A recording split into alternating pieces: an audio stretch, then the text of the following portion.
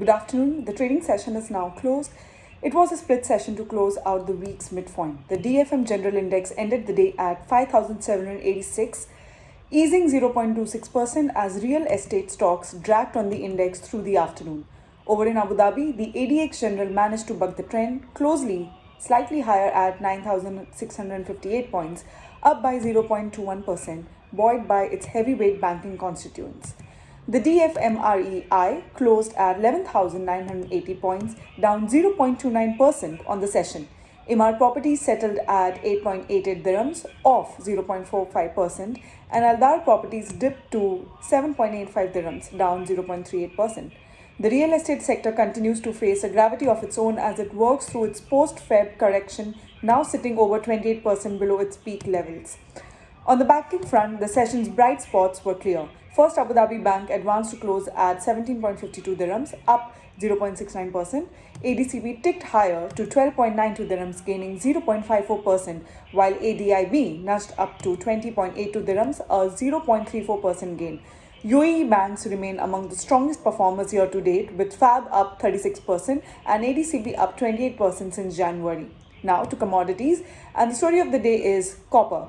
Copper closed at $6.64 per pound, barely changed, down just 0.12% on the day, but hovering near its all-time high of $6.65 per LB, hit earlier this week. Over the past month, copper has surged 14.6%, and year-on-year it is up a remarkable 36.26%.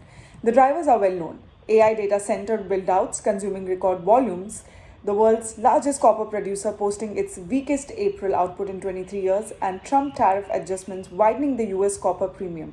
The metal remains one of the standout commodity stories of 2026.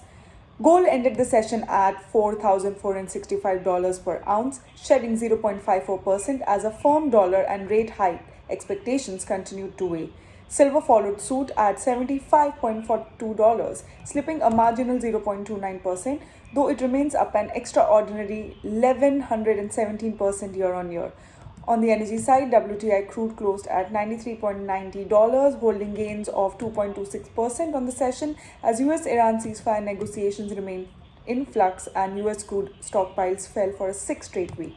Looking ahead to Thursday, June 4th, all attention shifts to Friday's US non-farm payrolls report, which could be the single biggest catalyst for UAE markets before the weekend. Any surprise to the upside raises the odds of a Fed rate hike, putting pressure on equities and gold alike. Watch also for any overnight developments on the Iran-US negotiations. Trump has flagged a possible framework agreement as early as next week, which could dramatically ease oil prices and lift sentiments across the Gulf. Markets reopen tomorrow at 10 a.m. Gulf Standard Time. That is all from the trading floor for today. Good evening and trade well tomorrow.